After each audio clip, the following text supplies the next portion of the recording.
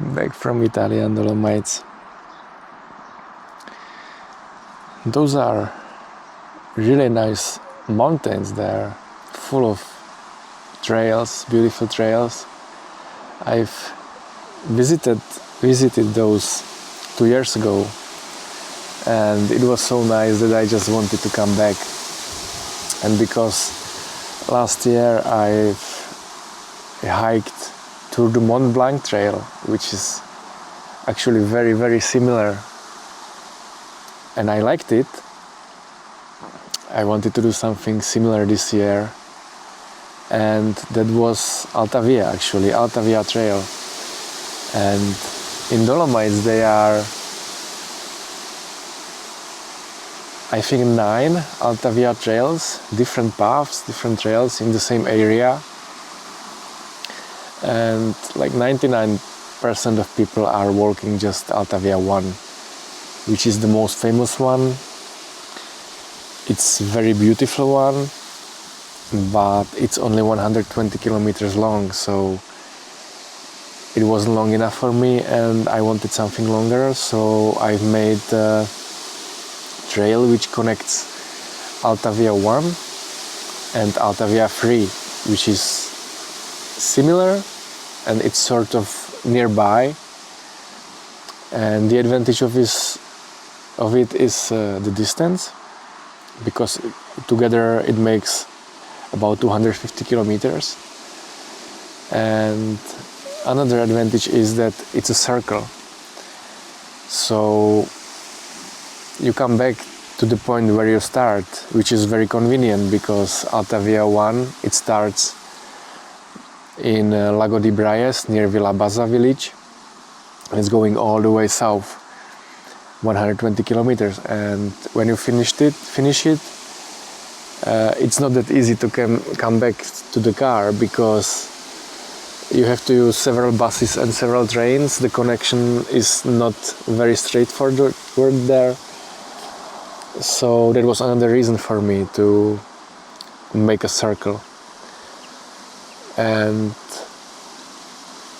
I was very surprised, but negatively surprised, how Alta Via 1 is crowded. Last year in Tour de Mont Blanc, I was very disappointed by the crowds, how many people were there. And I was saying in the report, I remember I was actually here on this place making a video report from Tour de Mont Blanc, and I was saying the next year I want to go to try to hike Alta Via, because I hope it won't be so crowded.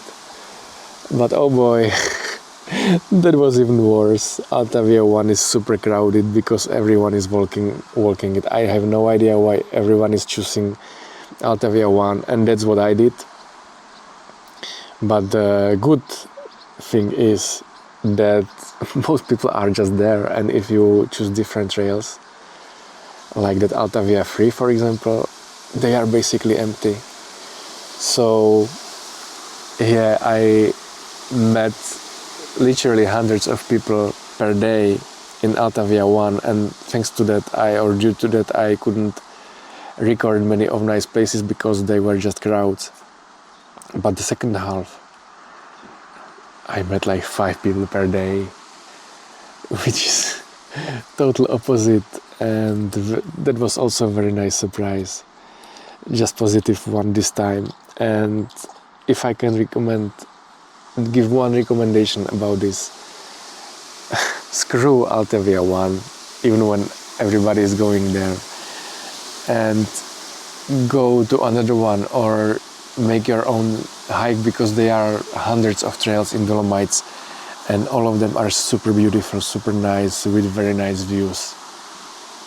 So if I would go again, I wouldn't go Alta Via 1, definitely. I wouldn't recommend it just because of the crowds, and I would just choose. The 3 was very nice, but Alta Via 2, they are all of them are very nice. Just there is one thing which you have to consider, and those are via ferratas. And ferratas, those are those sections where you need a proper gear, because it's climbing, you are using ropes, you are literally climbing there, and it's impossible to make it without gear. And they are I think 3 sections like that on Alta Via 3 too. But I made a detour, I skipped them, so it wasn't any issue. Yeah, so my goal was 250 kilometers and I failed. And I will explain why later on. I made 200 kilometers in the end. And I made it in 8 days or 9 days actually. And 2 days were rest days in the camp, and I will explain it later. So it took me like 7 days something of hiking. I was hiking from morning till sunset, so like from 8 till 8, 12 hours basically every day. And I was hiking about 25 kilometers per day. It's quite difficult. It was more difficult than Tour de Mont Blanc, even when you can read on the internet that Tour de Mont Blanc is more difficult or it's the same. I don't know, it felt to me it was more difficult because there was more elevation. In the end it was like 5 kilometers of elevation gain for the whole trail, so it's a lot of ascending and a lot of descending. But the advantage of this is that you are constantly in high places. I think the lowest place is about 1 kilometer of elevation, and the highest is 2,600, something like that. So you are basically all the time around 2,000 meters high, which is very nice, and it brings very nice views. You are walking on ridges, on those paths where everything is below you, so it's very nice. It's very nice there, and it's all Dolomites are like that. And this is actually the main difference between Tour de Mont Blanc and this, because Tour de Mont Blanc you are hugging the main mountain, you are walking 170 kilometers around Mont Blanc, so it's sort of the same all the time. But in Dolomites it changes very often. Sometimes you are up in the mountain, high in the mountains on the rock paths. Sometimes they are meadows, sometimes forests. They are lakes, which weren't on Tour de Mont Blanc neither. So it's very variable and very nice and very demanding trail. On the other hand, it's in high mountains, and that means that they are quite often storms, and the weather forecast is really not reliable at all. So even when the forecast said that it should be sunny the whole week, I was there except maybe the first day, it was raining basically every single day. Maybe one day it wasn't raining, but every single day it was raining. And those are afternoon thunderstorms. It's a physical phenomenon when there is very hot, and those mountains they got hot and it's going up, and then it makes some clouds and it's raining. So when you are going there, be prepared for that. And that also makes it harder to predict how long it will take you, because if you expect that it will take you will hike every day 25 kilometers and then there is raining half a day, you won't make it, so yeah, it's in July and August it's always like that in the mountains and in Dolomites especially. But there are not many other options where to hike it, because in September there is often snow there already, and in June there is still snow there.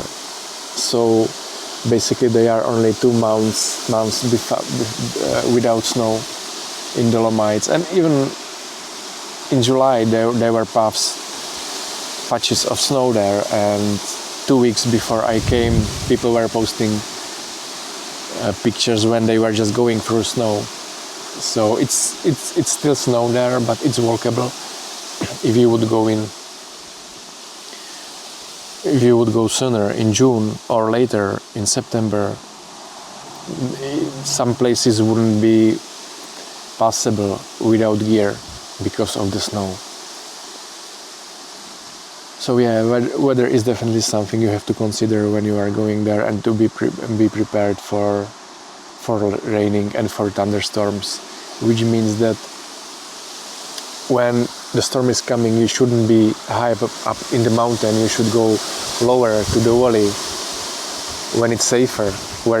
So you have to adapt, and improvise because of that weather. And when it comes to weather, also, what's worth mentioning is that the temperatures there during the day, it's usually above 20. Even in higher altitudes, it's quite warm. But at least when I was there in the end of July,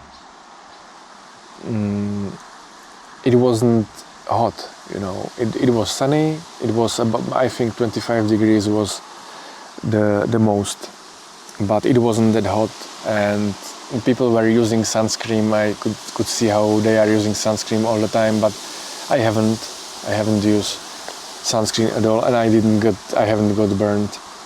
So it was very pleasant. And the same in the night. You have to get a warm sleeping bag because it can get cold, but I was hot every single night. I was too hot. I would take probably summer sleeping bag, because I think that in the night it wasn't less than 15 degrees there. Maybe a little bit lower, I don't know, about 15 degrees. I was just hot every single night, and I had a 3-season sleeping bag. But you have to have that because it can be cold, it can. So better to be warm or hot than cold and not sleep at all. What's important is that in Italy it's forbidden to wild camp. So what people do is that they are using refugios. They are like mountain cottages, mountain huts there along the trails, and they are several. They are many, dozens. So every day you pass several of those, and people are just sleeping there. You have to book them online far ahead, because people are booking them several months ahead before going there. Sometimes it's possible that they will have free places, but no guarantees. So you shouldn't wild camp there. Obviously, in the movie, all those sections where you can see me camping, it's not me, it's an AI. The video is made by AI, so I don't want to pay a fine. I wasn't sleeping outside, obviously. And you shouldn't, but I think that it's tolerated. I read somewhere that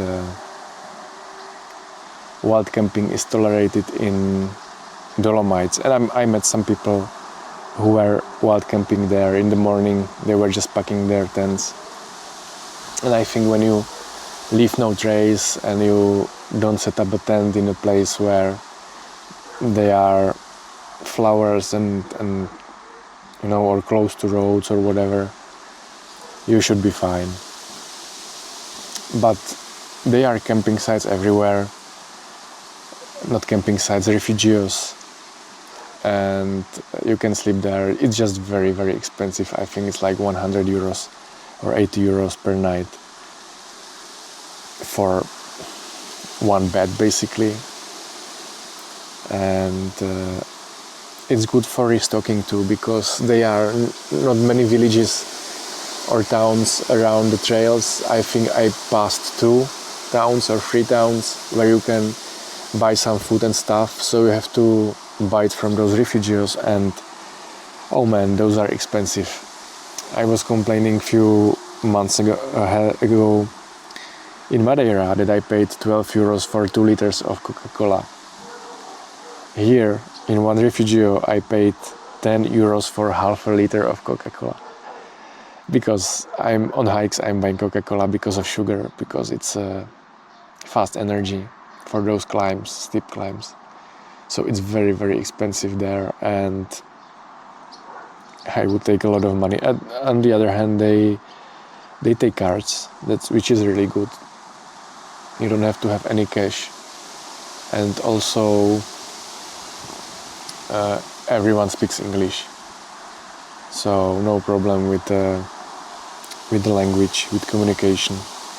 What was a big problem for me was that in many of those places they just don't have any vegan options, so it's hard to get some good meals. Usually they offer some alternatives, or they just offer that they will remove cheese or meat from the meal, but then you don't have enough calories because what's left is just vegetable, so it's well known that Italy is not very vegan friendly country, and I was prepared for that, so no problems. Okay, and the thing why I didn't make the whole 250 kilometers, well, it's because I got water poisoned, and I'm always taking a filter with me, so I'm filtering water from those streams and rivers and waterfalls, and that's not any issue, because when you filter it, it's drinkable, it's okay, it's not any problem. And I didn't get any problems from that water, that filtered water from nature. But I was feeling worse and worse after the second day already. Like second day I had stomachache and I felt really, really bad. And the third day and fourth day it got only worse and worse, until I just couldn't continue anymore. I was vomiting, I couldn't drink, I couldn't eat anything, so I didn't eat for at least 1 day at all. I was just drinking but water, but I was vomiting everything. I had headaches, I had stomach aches, I felt like shit. So I decided to go down from the mountain and hitchhike to a nearest town. And I spent there for 2 days in the camp. I set up, I paid the place for a tent, and I was there for 2 days. And actually I recovered, which was good. But I found out 7 days later from a friend that the water in those mountain huts and refugios and restaurants, it's not drinkable. They don't filter it. And because there are cows everywhere around those huts, the cow shit is in the water.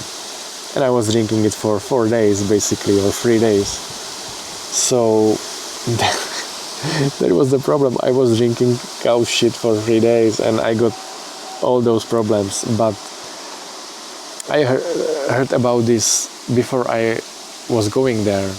I read some, reports from other people who were hiking it, and I read few examples where people got this problem and they had to leave.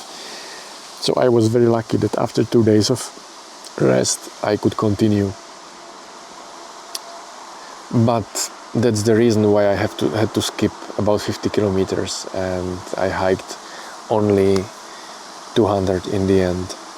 But I think I skipped the worst parts anyway, and actually all those 2 days which I were in the camp, it was raining all days long, 2 days of rain, so I haven't missed that much.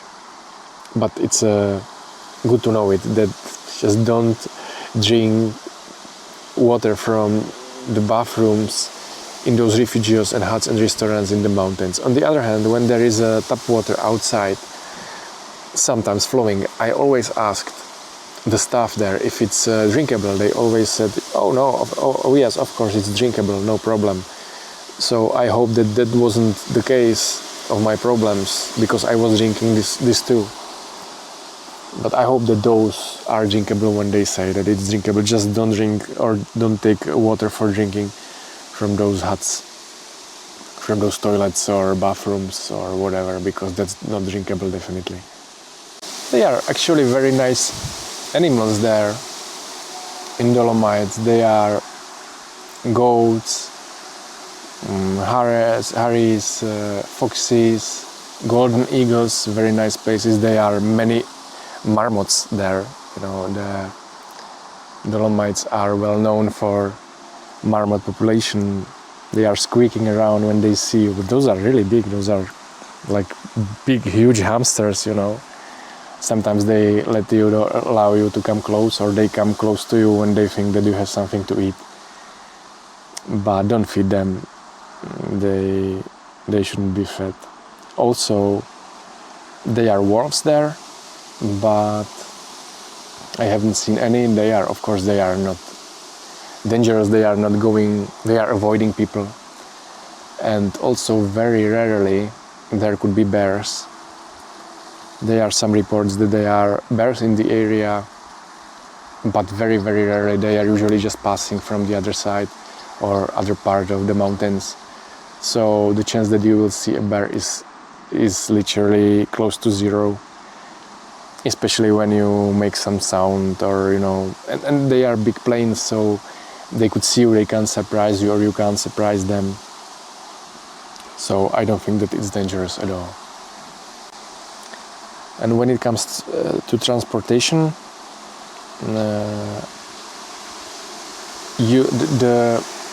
the start of the hike is, how I said, in Lago de Braies, and the closest town to it is Villabassa. Most people come to Villabassa because there is at least one free parking lot where you can leave the car. I was parking by the train station. What's recommended is to be there very early or late, because during the day the parking lot is usually full.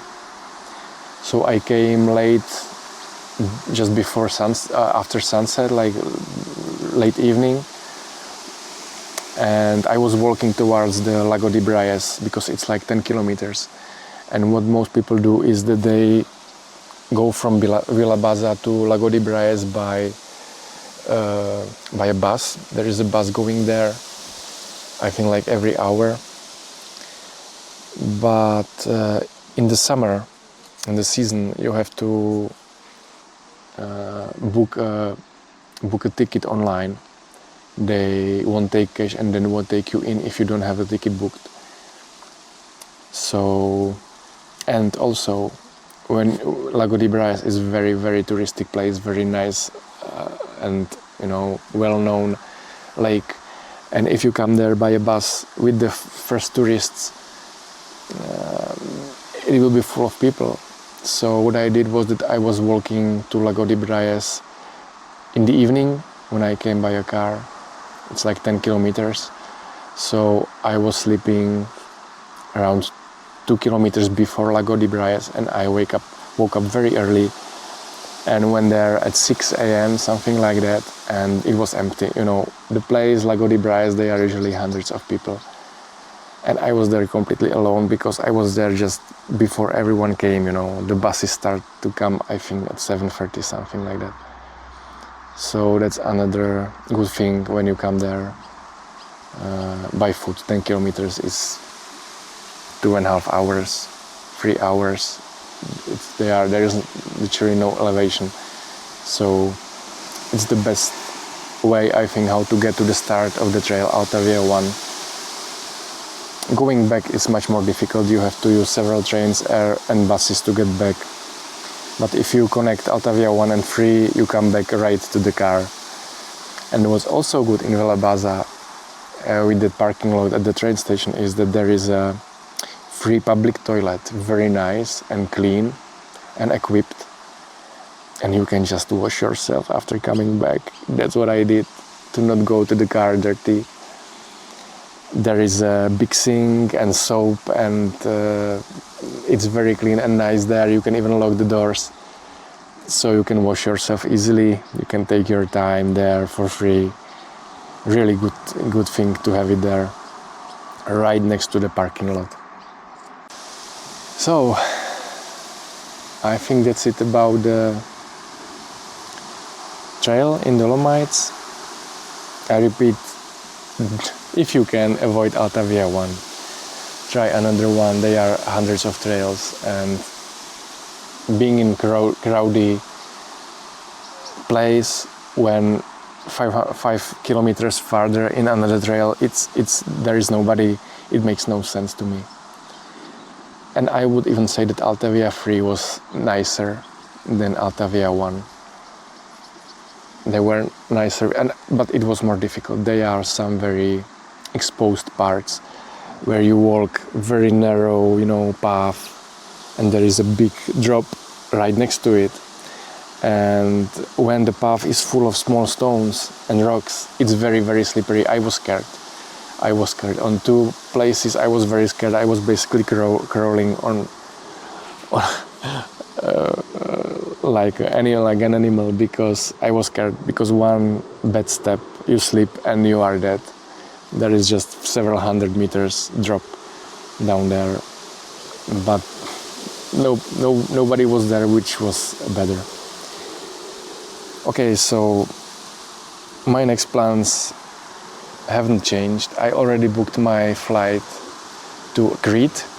I'm going to hike the south coast of Crete, and I'm really, really, really looking forward to it, because this year, for some reason, I skipped everything what had cliffs and beaches and just water. I love water, I love beaches, I love swimming in the sea and ocean and being naked and being alone.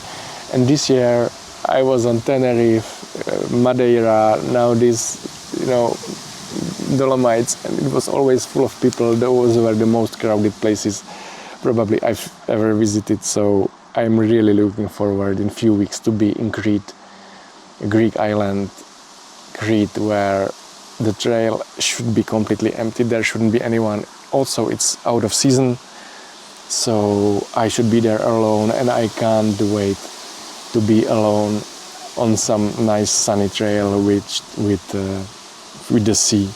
And I also plan to take a ferry to another island next to Crete. It's called Gavdos, and make a hike around. It's like 40 kilometers, all again full of beaches, very nice. Looking forward for that. In the winter, in December, like usually, Canary Islands, and next year the bucket list too big to decide what will be the hikes for the next year, so we will see.